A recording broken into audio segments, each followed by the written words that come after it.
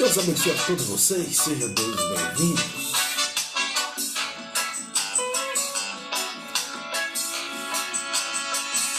Hoje nós vamos falar sobre Paulo, o servo de Cristo.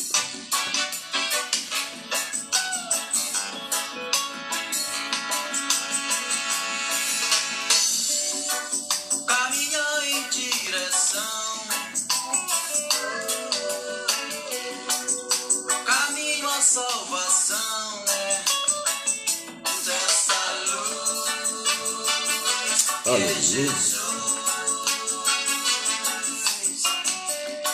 e Ele vem pra nos dizer: oh não, como se faz pra viver, sim, como se faz pra sentir.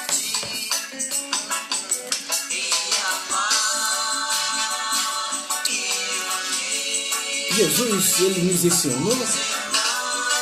Jesus, ele nos dirigiu. Só Jesus é salvação. Meu Deus. Jesus é tremendo. Caminho à redenção, né?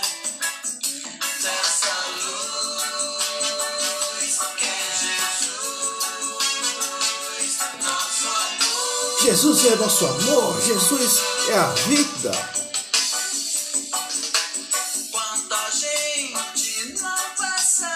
Meu Deus, quanta gente estão de forma desconfigurada, com o propósito de Deus na sua vida. Quantas pessoas estão sendo destruídas em si mesmas. O maior inimigo do homem não é o diabo, não é o mundo, mas a si mesmo.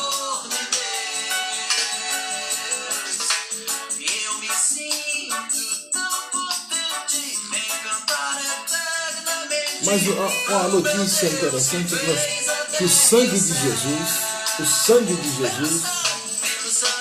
nos garante vitória.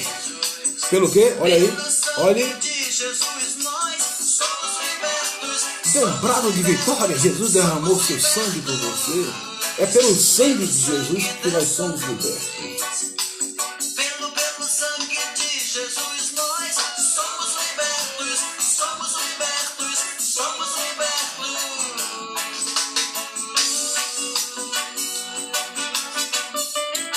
Aleluia.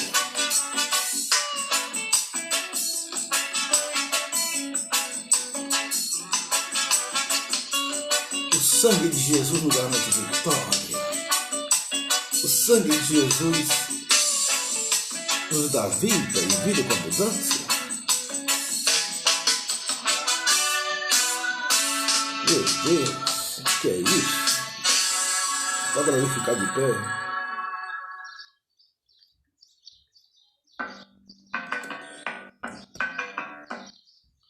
Gente,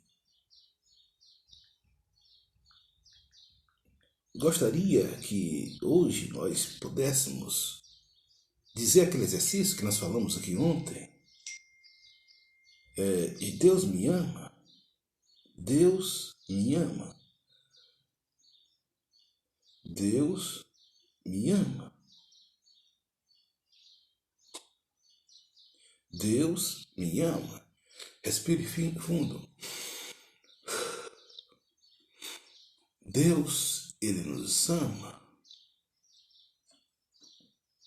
Deus, ele nos ama porque nós não merecíamos o amor de Deus.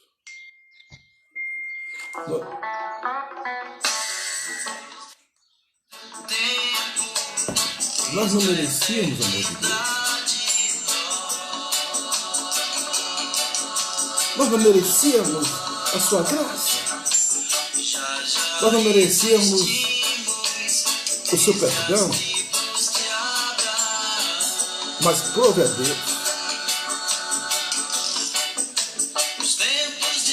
no seu amor, na sua graça, enviar seu filho Jesus na plenitude dos tempos, para salvar os pecadores, do qual eu sou o principal.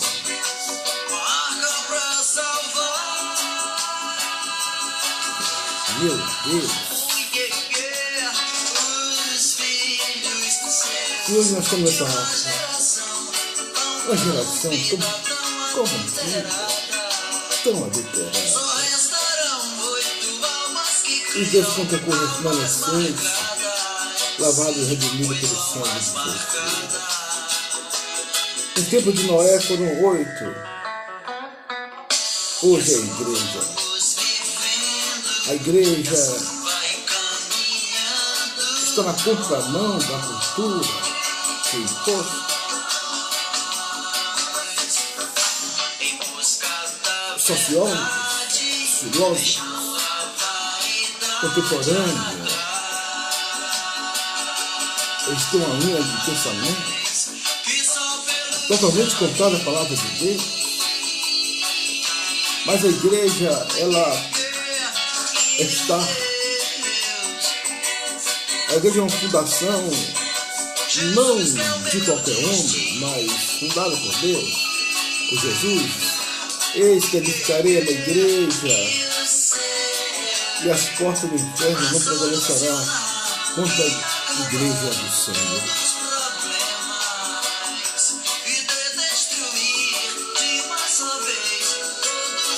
Meu Deus. O Evangelho é o poder de Deus. O Evangelho é ser. No Evangelho não existe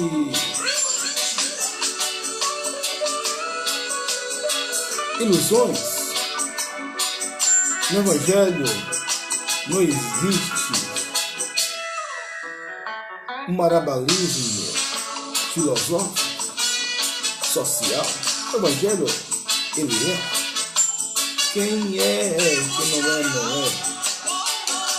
O Evangelho é ser.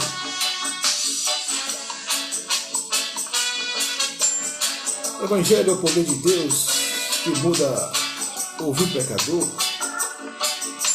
O Evangelho ele muda a sentença. O apóstolo Paulo ele disse o seguinte: os gregos, berço de Sócrates, Platão, Aristóteles, Zenon, os oráculos de Delfos, Sofera, pedem sabedoria. Os judeus pedem sinais. Moisés, Elias, só batata quente. O apóstolo Paulo falou o seguinte: eu prego Cristo crucificado, que é loucura para os judeus e escândalo para os gregos. Meu Deus.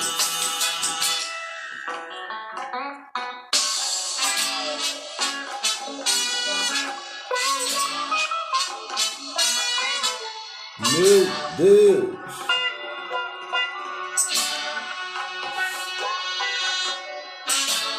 Vamos à nossa mensagem muito profícua, muito poderosa.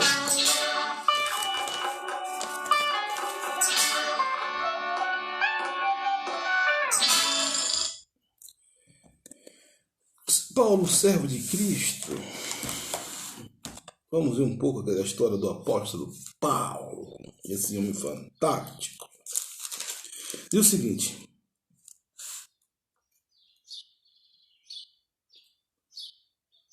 2 Coríntios,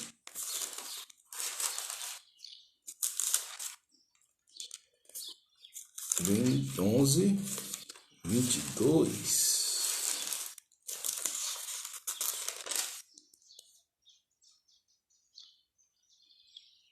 Diz o seguinte: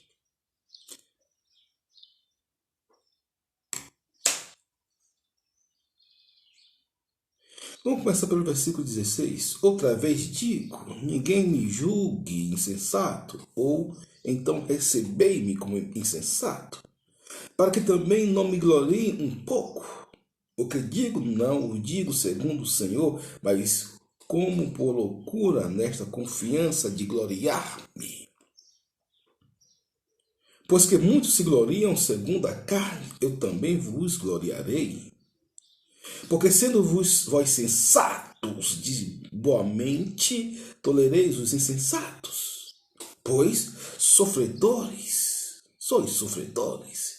De alguém vos põe servidão, se alguém vos devora, se alguém vos apanha, se alguém se exalta, se alguém vos fere no rosto, envergonhando, o digo como nós não se fossem fracos, mas nós, nunca qualquer tem ousadia, como insensatez falam, também eu tenho ousadia. O que o apóstolo Paulo estava falando aqui era que esse não era o mérito da vida dele, essa não era a honra da vida dele, mas se ele fosse considerar como as pessoas estavam abordando o evangelho, falando do evangelho, proferindo o evangelho, dizendo o evangelho, expondo o evangelho, explicando o evangelho, arguindo o evangelho, ele poderia confiar em si mesmo,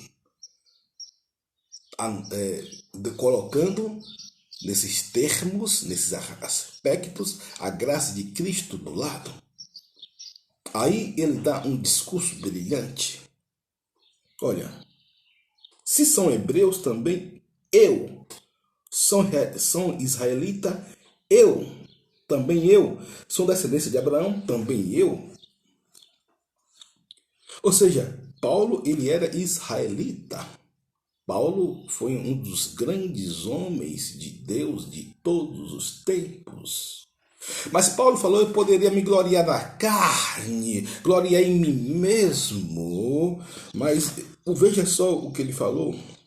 Veja só o que esse apóstolo fantástico, formidável falou. Mas o que para mim era ganho, reportei a perder por Cristo. Na verdade, tenho também por perda todas as coisas pela excelência do conhecimento de Cristo Jesus, meu Senhor, pelo qual sofri a perda de todas as coisas e considero como esterco para que possa ganhar a Cristo. Ou seja, isso significa dizer que o apóstolo Paulo ele estava dizendo que ele não era possuído por aquilo que ele tinha. Ele não foi tomado pelos títulos, pelos alcumbres, pelas honras, pelos méritos, pelas medalhas, pela alcunha que ele tinha. Não. Ele fez disso esterco para conhecer o conhecimento. Mas ele estava falando para os insensatos, irmão de Coríntios, que alguns gloriavam na carne, outros se gloriavam no conhecimento, outros se gloriavam na sabedoria humana. Mas ele falou, olha, de tudo isso eu sou fera, de tudo isso eu aprendi nos pés de Gamaliel. Aí ele começa a dar um show, como diz o pastor Neu Barreto, ele começa a quebrar tudo. Meu Deus, escuta, só está começando. Ele dá um show. Meu Deus. Vamos lá. Versículo 22. São hebreus? Também eu. Sou israelita? Também eu. São descendência de Abraão? Também eu. Ou seja, Paulo era da nata judaica. Ele estava dizendo que era da nata judaica e por isso ele colocou como um nada para servir a Cristo, porque o poder de Deus se aperfeiçoa na fraqueza, o poder de Deus não se aperfeiçoa no conhecimento humano, mas as palavras do homem de Deus se revelam em espírito, em poder. Não, ele fala o seguinte, as minhas palavras não consistem em conhecimento de sabedoria humana, mas de espírito e poder. Não, é por isso que eu falo, é bom você estudar a Bíblia, os olhos da letra, mas sobretudo sobre os olhos espirituais. A letra mata, mas o espírito vivifica. A letra mata, mas quando a Bíblia fala que a letra mata, é quando o cidadão ele olha a Bíblia nua e crua, sem os olhos, sem a lente espirituais, sem o olhar clínico espiritual, sem o olhar clínico da fé. Eu conheço vários homens de Deus, alguns deles amigos, conhecem a Bíblia como poucos. Fala do concílio de Nicéia, do concílio de Trento, e eu penso, e olha que eu estudo um pouco, falo, meu Deus, existe isso? o Concílio de Trento, o Concílio de Nicéia, o Concílio de Cesareia, o Concílio de Alexandria, fala sobre os arquétipos, os pais da igreja. Você sabe que tem 1001 pais da igreja. Eu fico, uau, o cara é fera no conhecimento. Isso é bom? Isso é bom, mas desde quando não venha tomar a essência do Evangelho, que é o Espírito, é o poder, a essência, a fragrância, é o ser em si mesmo. Muito bem. São ministros de Cristo, falo como fora de mim. Paulo está falando, olha, eu estou falando de uma forma natural, não de sobrenatural. Aqui apenas os exemplos que eu estou dando para vocês, eu estou explicando para vocês. O apóstolo Paulo estava querendo dizer isso, explicando, expondo isso. Eu ainda mais, em trabalhos, muitos mais, em açoite, mais do que eles, em prisões, muito mais, em perigo de morte, muitas vezes.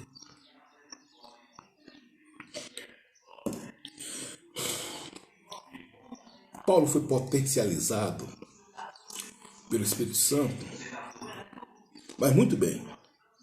Versículo 24. Recebi dos judeus 5 quarentenas de açoite menos uma. Recebi dos judeus 5 quarentenas de açoite menos um. Todo o homem, quando infringia uma lei judaica, ele teria que ser punido com 40 chibatadas. 40 chibatadas. Mas e quando eles por acaso erravam, ele tinha que começar tudo de novo até acertar o número. Por exemplo, alguém batia no indivíduo, no elemento que infringiu a lei, e um outro contava. Uma chibatada, 2 chibatadas, 20, 30, 38. Me perdi aqui. Aí tinha que começar tudo de novo. 10, 20. Me perdi de novo. Tinha que começar tudo de novo. E olha que eram chicotes afiados. E o apóstolo Paulo sofreu 5 quarentenas de açoite, menos uma, ou seja, ele era para sofrer uma só, que era algo torturoso. Ele sofreu 5, porque por causa da perseguição, por causa da ira dos judeus, dos israelitas, que era contra a palavra de Deus, na verdade era a ira de Satanás contra a vida do apóstolo Paulo. O apóstolo Paulo foi um vaso escolhido por Deus de uma forma maravilhosa, considerado por muitos teólogos, muitos estudiosos, muitos eruditos, prolixos, da letra e não da letra, como o maior cristão de todos os tempos. Paulo chegou no Areópago e pregou para os estoicos e os epicureus, que era a nata da filosofia da época. Colocou no bolso, pediu troco, anunciou Jesus, e os caras ficaram encantados com o apóstolo Paulo, para você ter uma ideia de quem era a fera. Mas um homem segundo o coração de Deus. Meu Deus. É para você glorificar Deus de pé. A letra mata, o Espírito vivifica. Você conhecer a Bíblia é muito bom. Você estudar a Bíblia é muito bom. Eu cresci em um ambiente onde, tanto no meu lar como na minha igreja, onde o cidadão ele tinha que ter intimidade com a Bíblia.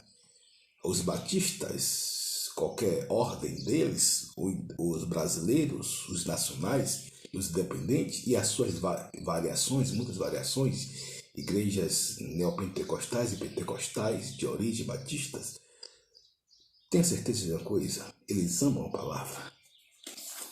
Eles buscam a palavra. A pastor, mesmo sendo pentecostal, neopentecostal, com certeza, a base batista é uma só. Falo da Batista porque eu sou batista, venho dos batistas, né? E meu mindset, minha formação, uma formação batista, como poderia ser com qualquer outra, que tem muitos que são salutares. Eu admiro algumas doutrinas, né, dos nossos irmãos, e graças a Deus eu faço parte do corpo de Cristo, eu me alinho ao corpo de Cristo, por isso eu já preguei em várias igrejas, né, que até sectárias. Por exemplo, eu fui convidado para pregar na Adventista em um culto solene no sábado. E alguém falou, meu Deus, como você conseguiu? Eu falei, não consegui, é apenas o Evangelho de Cristo. Eu sou participante do Evangelho de Cristo. Claro que eu falei da palavra de Deus. Muito bem, mas vamos lá. 3 vezes fui assaltado com varas. Uma vez fui apedrejado, 3 vezes sofri naufrágio, uma noite e um dia passei no abismo, meu Deus. E 3 vezes ele sofreu com varas, foi apedrejado, teve naufrágio, passou no abismo, passou várias intempéries, desconforto humano por causa do Evangelho. Em viagem, muitas vezes, em perigo de rios, em perigo de salteadores, em perigo dos da minha nação, em perigo dos gentios, em perigo da cidade, em perigo do deserto, em perigo do mar, em perigo entre falsos irmãos. Ele contou aqui, queridos, intempéries naturais, rios, mares, oceanos, salteadores, pessoas maléficas, pérfidas, sórdidas, da nação. As pessoas tinham inveja do apóstolo Paulo, é normal. Quando você está começando o ministério, quando você está começando a fazer a obra de Deus, uma porta se abre, mas muitos inimigos também. Alguém já dizia um novo nível, um novo mal, um novo grau, um novo mal. Como diz Chris Vallotton, os cães da destruição estão à porta do seu destino. Friedrich Nietzsche diz o seguinte: quanto mais perto do alvo, mais íngreme, mais intenso, mais inflamado, mais denso e tenso se torna a sua vida. Ei, não desista. Quando você estiver perto do alvo, é porque você está no caminho certo. Resistir ao diabo, ele fugirá de vós. 1000 cairão ao meu lado, 10.000 à minha direita, e eu não serei atingido. Por gentios, e olha que Paulo foi o responsável pela pregação para os gentios, da cidade mesmo dele, no deserto, no mar, dos falsos irmãos. Queridos, eu acho que o Evangelho, ele é algo metafísico, imanente, transcendente. Você vai ver Nicodemos com aquela mente cartesiana, uma mente da escolástica. Vem cá, Jesus, você está dizendo que preciso nascer de novo?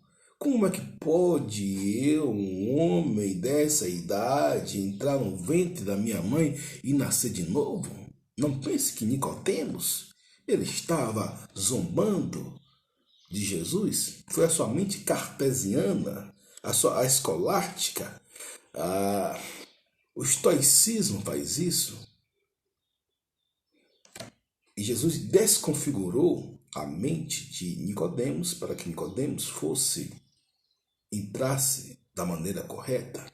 São algumas dúvidas que nós temos. E pense e acredite. Creio que Nicodemos não fez aquela pergunta por mal. É tanto que Jesus o amou. Jesus o recebeu de forma gloriosa. Jesus conversou com Nicodemos, um homem letrado, um erudito, um homem prolixo, um homem cartesiano, claro, só o seu conhecimento vasto, variado naquilo que se podia se tocar, ver, estudar cientificamente. como diz alguns teólogos, filósofos, sociólogos, eu só acredito naquilo que eu vejo. O que não é medido não pode ser contado. Pois é, mas a fé ela vem e contraponta tudo isso. A fé ela quebra esses arquétipos, esses protótipos, esses paradigmas, esses padrões, parâmetros, fórmulas. Interessante, queridos, que eu me lembro quando comecei a pregar, claro que nasci no Evangelho, comecei a pregar. Havia sempre obreiros que disputavam para ver quem era melhor, isso é normal, aconteceu até com os discípulos. Mas sempre tinha aqueles que eram sensatos, equilibrados, mais do que o outro. Claro que muitos deles se ressignificaram, reconfiguraram, começou em 2007, tiveram nova convergência, tiveram transfundação. Havia obreiros que não deixavam o outro orar, havia obreiros que não deixavam o outro pregar, e com maior potencial do que ele, ou mesmo potencial, embora aqueles obreiros tiveram oportunidade posterior, porque o ministério não pode ser impedido por ninguém.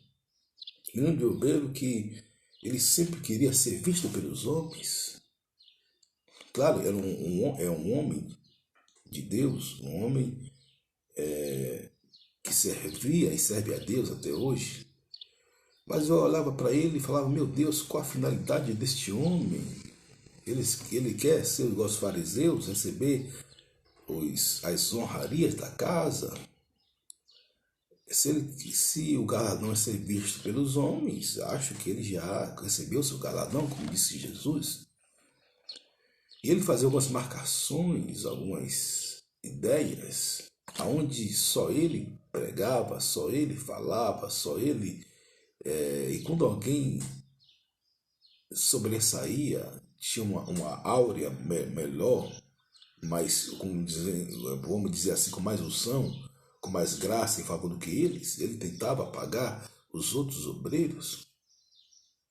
Eu falei, meu Deus, esse camarada ele precisa de um mindset diferente, esse camarada ele precisa de uma reconfiguração diferente. Pois bem, o tempo passou e eu queria que ele teve essa reconfiguração.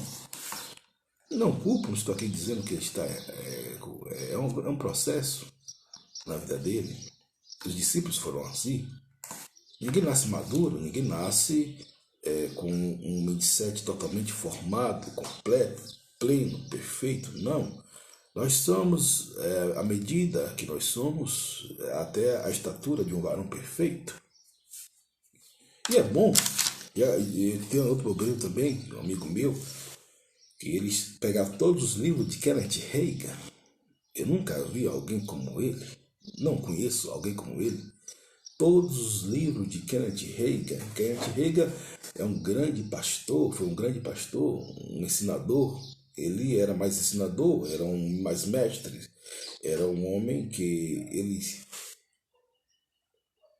dissecou, catalogou, ensinou, sobretudo sobre os dons espirituais, de uma forma prática. Muitas pessoas que criticavam Reagan na época, hoje dão a mão palmatória pelos seus ensinos, porque sabem que o ensino de Reagan estava certo. Agora, claro, há voz e ouvidos para outras áreas da igreja, para outros ensinamentos, desde quando seja salutar. O ensinamento salutar, queridos, não é aquele que vai abarcar o que as pessoas querem ouvir, gostam de ouvir. Não, mas o ensinamento salutar é aqueles que vai mudar o seu mindset, o seu comportamento. Alguém, quando chega em algumas igrejas, ele tem a sua alma chacoalhada, a sua alma balançada, mas é para quem tem ouvidos. Eu ouvi alguém falando, olha, até as palavras de correção é suave aos meus ouvidos. Como diz a Bíblia, nesse sentido, quando se precisa, se necessita de algo, até o amargo é doce. Ou seja, quando o Espírito fala, até o amargo é doce. Tem gente que perceba, isso é bom. Tem gente que gosta de correção, isso é bom. Eu vejo que isso é um espírito de humildade. Tem gente que gosta de ser orientado, conduzido, discipulado, induzido de uma forma salutar, de uma forma bíblica. E isso é bom. Eu acho isso fantástico. Muito bem, versículo 27. Em trabalhos e fadigas, em vigílias, muitas vezes, em fome e sede, em jejum, muitas vezes, em frio e nudez. Ele já fala das necessidades humanas. Ele falou dos vitupérios, dos intempéries da natureza exterior, e agora ele já chega para mais perto de si, as necessidades veementes do ser humano. O ser humano tem duas necessidades veementes, que é a fome e sede. A fome e a sede são as necessidades mais veementes dos seres humanos. E ele fala aqui, ele relata em trabalhos, em fadigas, em vigília, muitas vezes, em fome e sede, ele se dispôs, ele assumiu o risco, o bom risco, não é algo salutar aqui, de sofrer tudo isso em favor do Evangelho para ganhar uma alma para Jesus. O apóstolo Paulo, você caracteriza ele como ganhador de almas, como um pleno ganhador de almas, como Pedro, como dentre tantos outros. Mas o apóstolo Paulo, perceba-se, identifique, ouça, foi o homem que ele colocou plena disposição do Evangelho e em favor de uma alma, ele compreendeu a mensagem gloriosa, por isso foi o responsável de pregar o Evangelho aos gentios. O apóstolo Paulo foi responsável de dissecar a Bíblia. No Novo Testamento, os seus livros, a maioria dos livros, em sua totalidade, foi escrita por esse grande servo de Deus. Eu me pergunto, às vezes alguém não tira tempo para poder orar, não tira um minuto para poder orar, uma hora para poder orar. Às vezes poeira é pedrada. Às vezes a pessoa está no Evangelho e fica igual a Pedro: Senhor, se for possível, morrerei contigo. Na primeira prova, a pessoa desiste de seguir o Evangelho. Na primeira prova, desiste de seguir o caminho. Me lembro que tinha um irmão lá na Igreja Batista, onde eu vi.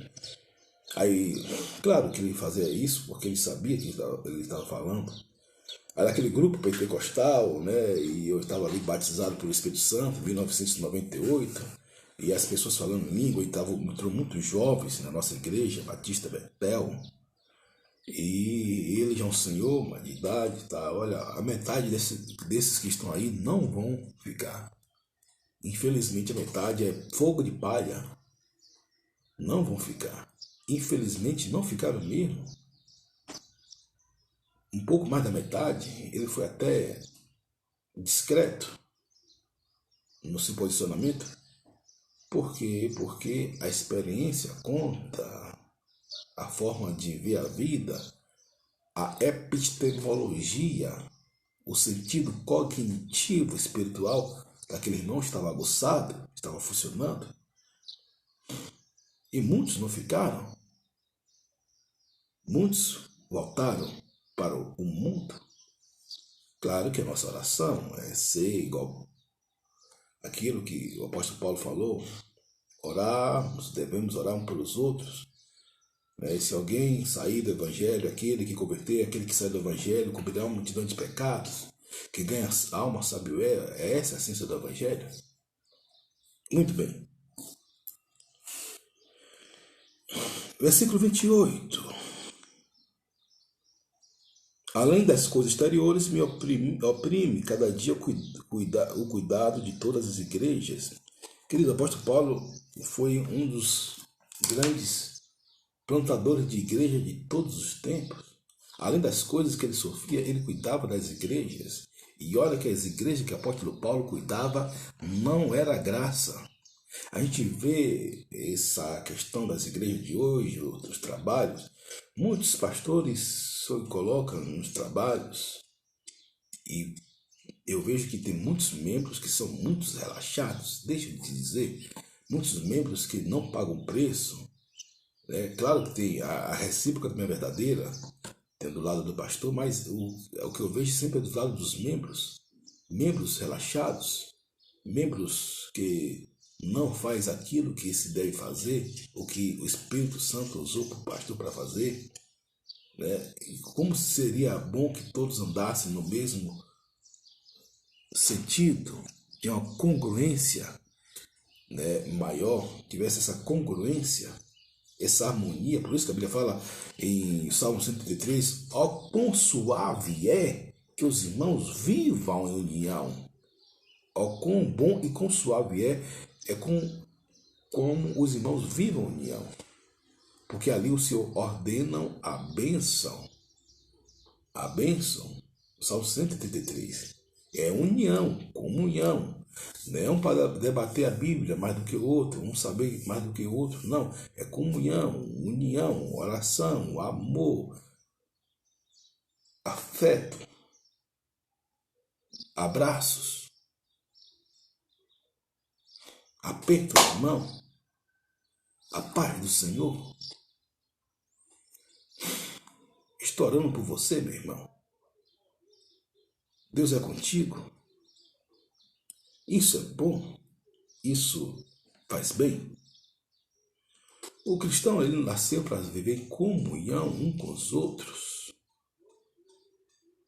Esteja em comunhão um com os outros, claro. Cada um sei que tem doutrinas, dogmas, melhor, doutrinas que são um pouco diferentes. Mas a comunhão não significa que você precisa concordar em tudo. Você pode dar em comunhão orando para o seu irmão, orientando o seu irmão. É isso que eu procuro fazer aqui, dar orientações, colocar os conhecimentos, aqui, os dons, os talentos que Deus me deu, para que, quem sabe, né, como diz a Joyce Maia, se alguém ouça, que seja abençoado, e se alguém não ouvir, eu prego para mim mesmo. Se a minha plateia não tiver ninguém, a minha plateia sou eu mesmo, eu fico feliz porque estou falando da palavra de Deus e a palavra de Deus começa rasgando, modificando o meu coração. Erasmo de Roterdã. Se não tem para pregar, pregue para ti mesmo. Os sábios pedem sabedoria. Glória a Deus. Muito bem. Quem enfraquece, que eu também não enfraqueça. Quem se escandalize, que eu não me escandalize. Alguns falam que não me abrase. Ou seja, a Bíblia fala que quando eu estou fraco, eu sou forte. Diga ao fraco, eu sou forte. O apóstolo Paulo estava dizendo o seguinte, que tudo isso eu coloquei como esterco nos pés de Cristo para que eu possa aprender e fazer algo para o reino de Deus. Isso para mim não é nada. Eu não sou possuído por aquilo que eu sou, que eu fui até que eu sofri em Cristo Jesus. É por isso que eu falo que um segundo com Deus, querido, vale mais do que uma vida sem Deus. O que você faz com Deus não importa. É o que vale. Não importa se você fala aqui, não importa se você coloca 1 milhão de ações em Deus para ganhar uma alma. O que voga é aquilo que você produziu naquela alma. É por isso que nesse meio que nós estamos vivendo, nos meios sociais, digitais, algo salutar, é algo que é para todos. Alguém pode falar, mas rapaz, fulano só fala coisas contra a palavra e tem 10 milhões, 20 milhões, 30 milhões de seguidores. Mas é isso que o mundo, nós estamos no mundo, mas não somos no mundo. O evangelho é a contracultura, a cultura que está imposta, e tem aqueles que ainda, se dizendo cristão, se amoldam aos costumes do mundo para ter views, para ter seguidores, para ganhar a glória humana. Agora eu pergunto, será que Deus aprova? Será que Deus bate palma? Será que essa pessoa vai entrar no céu? Será que essa pessoa está de acordo com os princípios bíblicos? Alguém já dizia: diga-me quem tu segue, que eu direi quem tu és. Pois bem, é de pensar. Pense nisso. Considere isso. Claro,